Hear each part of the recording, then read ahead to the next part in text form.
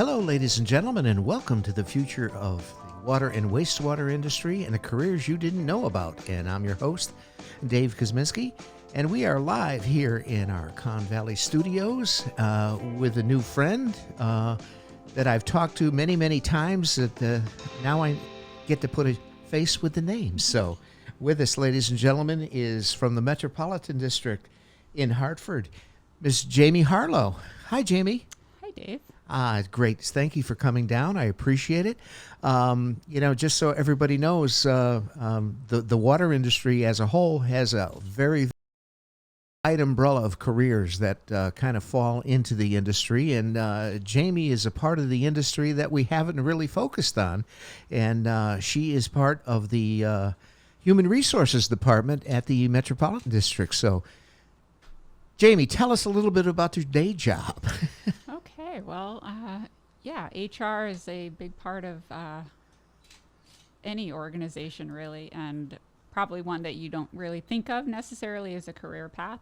Right. But we really are the area where we are bringing in the talent, the pipeline of Sure. employees to do the work that we're trying to get done. Exactly, and that pipeline is getting smaller all the time with the amount of retirements that are going on in the industry. And again, that's the whole premise why I created this podcast, is to make people aware of the great careers available in this industry. And you're, a part that we really haven't focused on. I mean, I've been primarily working with or interviewing operators and treatment plant operators, engineers, and so forth. But HR is a vital part of not only the water industry but every industry. So, It is. when you talk about, I know you've been with the district how long now?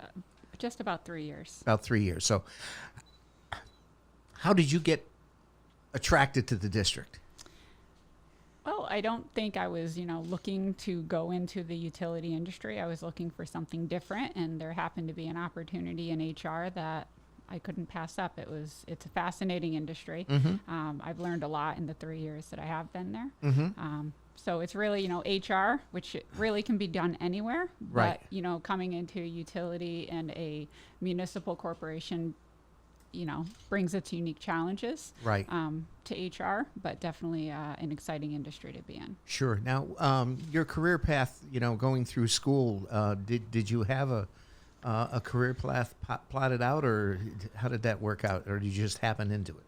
I think I definitely kind of fell into HR. I don't think I had intended to go into HR. I thought I wanted to be a counselor.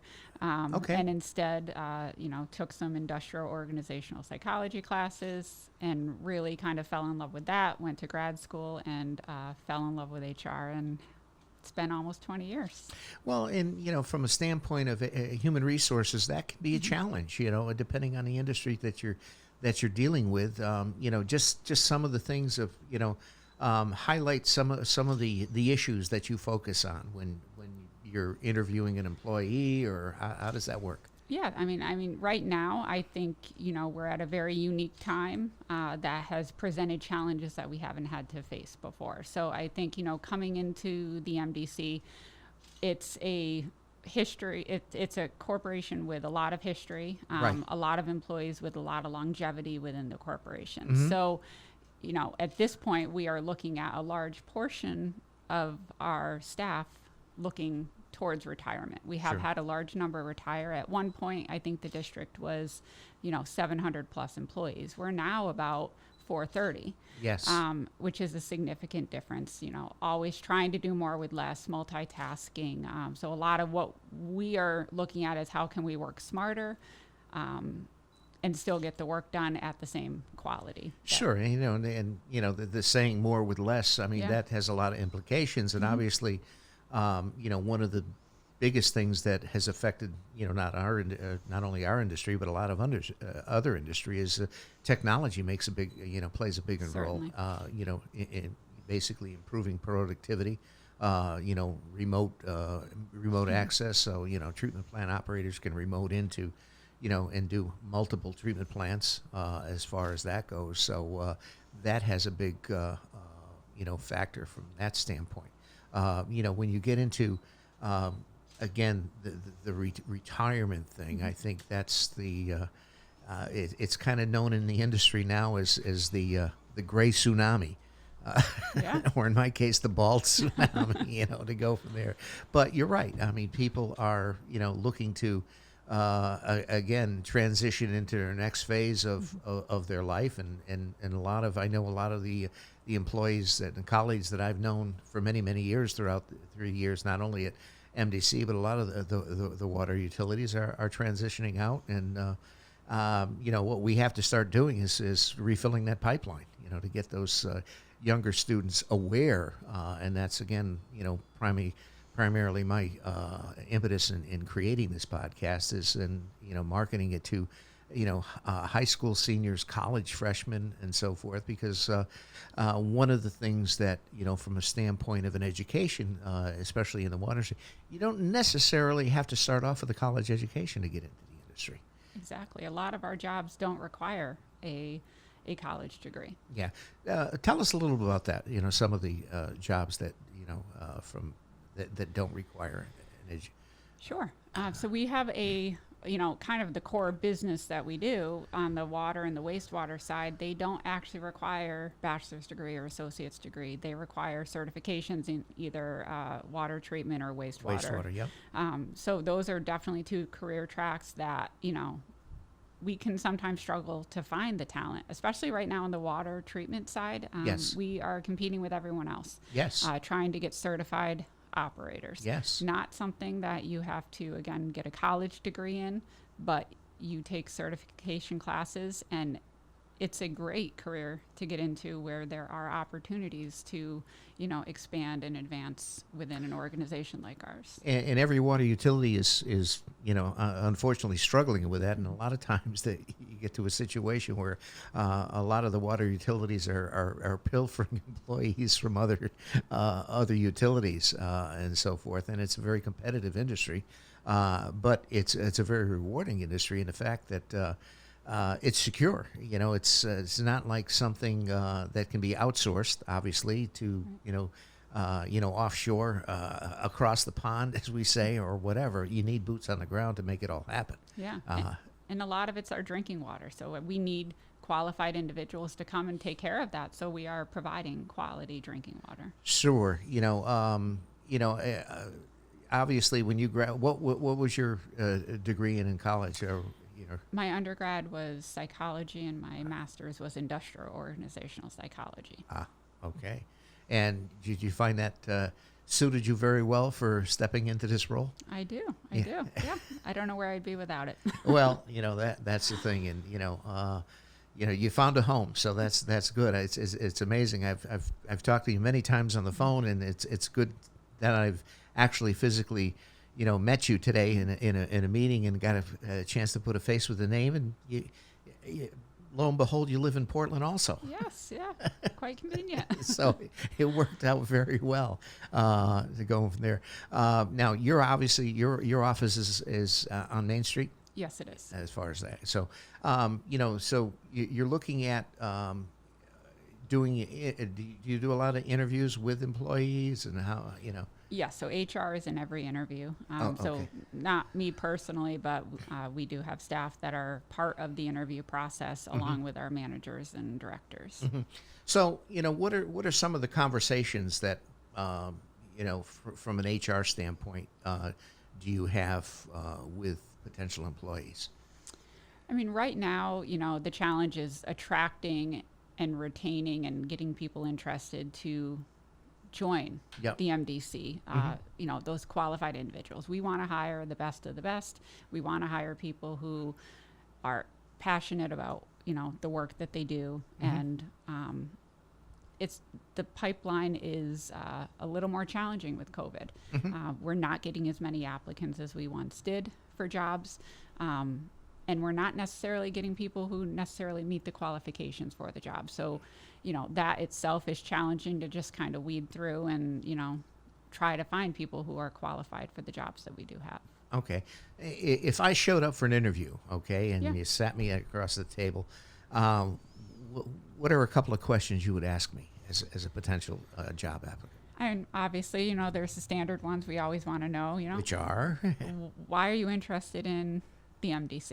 Okay. And what do you know about the MDC? We want people who have kind of done their homework, who Okay. know a little bit about the MDC and how we operate, because it may not be the same as a private organization. We have a board of commissioners that oversee a lot of what we do. And it's important that people are kind of engaged. It's more than just making drinking water. We do a lot more than that. We have, engineers on staff. We have, customer service, financial people, the business side of the house, in addition to water, wastewater, and things like that. So, case in point, listeners, okay, when you go for a job interview, do your homework, okay? Again, do some research on the organization so you have some knowledge about it. So when you go into an interview with HR and so forth, they're going to ask you those questions, okay? Some of the personal questions that you would ask, as far as what's your favorite color, or what do you? Yeah, we keep it pretty basic. So, tell us about yourself and, how your experience has prepared you for, whatever specific job that they are applying for. And then it's really kind of diving into the specifics of the job that we're interviewing for. Right. So, when we post a job, make sure you're reading that so that you can tell us how you are the best qualified person for Okay. that job. Exactly. So, and that's the thing, you want to, any potential job applicant, okay, know, your skills as far as what you're interested in, as far as that goes, and why would you be the best person for that, to fill that position? Yeah, exactly. So now, again, from the HR department, is that a large department in MDC, or is that a fairly small department? Fairly small. We have right now 4 employees in Okay. HR. We just hired another, so that will bring us to 5. Okay, good. Now, So, now does a lot of employees or a lot of organizations do employee how do they call reviews or assessments? Do you guys do that up there at all? we do. We Oh. do. We do annual reviews. Annual reviews. So now HR is involved in that typically, or? Yeah, so it starts really with the managers. They're the ones that really conduct the performance evaluations, but Mhm. HR is kind of the keeper of records. So that's, part of our core function. So we're communicating with managers to ensure that they're doing those and then retaining that with their personnel files. Yes. Well, that's the whole thing, and again, Lee, knowledge is power. As far as that goes, and as issues arise, and with any industry, issues are rising. Okay, and a lot of that's I think one of the drawbacks of a lot of smaller utilities that don't have the depth and resources of dealing with sometimes sensitive issues and so forth. Treatment plant operators or foremen, and so they don't have the experience in HR on Right. dealing with certain employee or an issue. So, I think that's one of the advantages of being involved with a larger utility that have more depth and resources. And again, that basically is an example of careers that you wouldn't necessarily think would be in the water or wastewater industry, as far as that goes. So on the water side, how many employees do you have on the water side, do you think? I don't know numbers. Okay. Yeah. To be honest, I did not come with numbers. You did so, not come. That's no. okay. But it has shrunk. We are, Yes.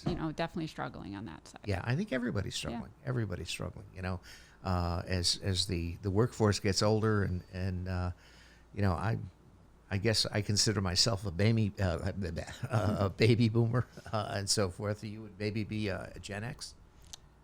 Probably. Yeah. Okay. So it's like there's a wide variety of or wide disparity of years, and again the how I got in the industry and my work values and work ethics are different from what people coming out of school today are. Definitely.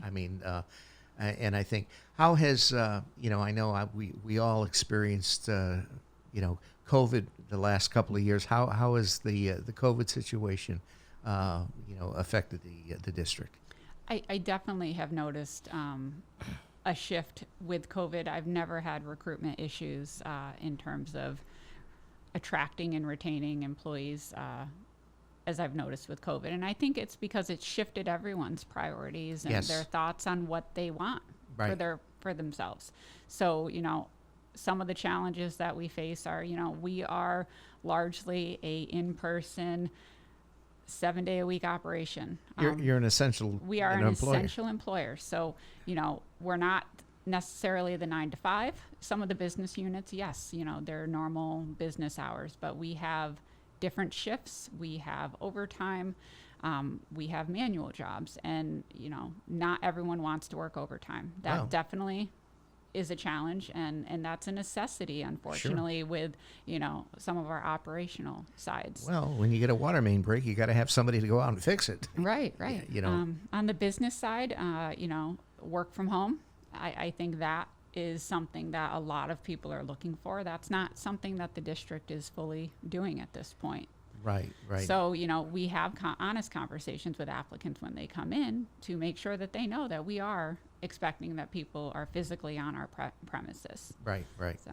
Well, I think, a lot of the utilities had a struggle with that balance of, I know a lot of utilities, even the state health department today, I think a lot of them are still working remotely. They're coming back into the office slowly, but there's still a fair amount of employees that, work from home sometimes 3 days a week, come in the office twice. But there again, I think the priorities or the work culture in their specific organization is different. A lot of I know regional has done Regional Water Authority. Some of their employees are still working remote, but for the most part, water industries are essential employees. You got to have people coming in every day, doing the tests, doing the samplings, fixing the leaks, reading the meters, or whatever they need to do to make all of that happen. People think that you open up the faucet and water comes out. Well, yeah, it does, but there's a lot that goes on behind the scenes to make that all happen. There definitely is. To go from there. So fantastic. So, what advice would you give a potential college student, a high school senior, as far as when exploring for possible career, especially in HR or whatever? Yeah, I think have an open mind. I think where possible, if you're in high school or you're in college, do internships, get into organizations and see if they're a good fit. See if it's work that you're interested in. Once you're done with college, you're going to spend a lot of time at that job. So you want to make sure that you are enjoying the work that you're embarking on. So Nice. If you have an opportunity to do an internship, I know we host internships in the summer. For college age students, we also do the Learn and Earn program for our high school age students within our member towns. And I think, for anyone interested or even thinking about getting into a utility, water, wastewater, those are great opportunities to learn about the MDC and the various areas and opportunities that we do have. Absolutely. So, anyway, if you've listened to any of my podcasts and so forth, I go, what do you do for fun? Tell us a little about your family.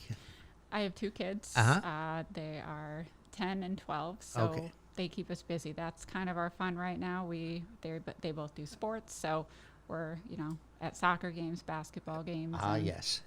Yeah. The mom's school bus. Yes. To go from there. Okay, as you know, we're in a music store. Okay, I have a devout interest in the music. So, if you had, I call it my desert island album. If you got stuck on a desert island, and what music would you listen to? 80s music all the way. 80s. Yeah, 80s, Bon Jovi. Yeah. Like anything. Nice. Okay. Next question. Okay, desert island food. If you could only eat one food every day, what would it be? Thai food. Thai food. Nice. Spicy. Yes. Yeah. Exactly. Now, any hobbies that you guys do as far as that goes? We just like being out and in nature and, pretty much doing anything as a family. Good. Have you been embarking on the recreation area of the MDC? I have not at the MDC, but we are big, we love going to the Connecticut beaches during the not so busy times. So Yes. We are quite often at the shoreline and finding things to do there, going to Mystic, and that's kind of where we like it. Well, if you get a chance to hike on the paths around Reservoir 6 or Barkhamsted, do it, because it's gorgeous up there, and they do a great job, and obviously the MDC does a great service for people, making that available to people that are into nature, walking and hiking, and it's amazing the sights that you see up there. Birds and nature in itself is phenomenal. Yeah, they're beautiful. It's Beautiful places to visit. So if you are close by, you should absolutely. Sure, and visit. you can get recreation passes are available, correct? So the beaches are not open this year, but I know they are doing boating and things like that I see. in Barkhamsted. In Barkhamsted, Yep. right. So anyway, okay, Jamie, thank you so much for coming down. Ms. Jamie Harlow is in the house, ladies and gentlemen, and Jamie is an integral part of the HR department at the Metropolitan District in Hartford, and she was kind enough to come over and do a podcast with us. So, Jamie, thank you so much. Say hello to everybody back at the Head Shed, and thanks for coming down. Thank you, Dave. All righty. All right, ladies and gentlemen, that concludes this episode of the future of the water and wastewater industry and the careers you didn't know about. And Ms. Jamie Harlow was in the house from the Metropolitan District. So stay tuned for some more riveting interviews and getting to know about the careers that are available in this great water industry. So see you soon. Thank you so much.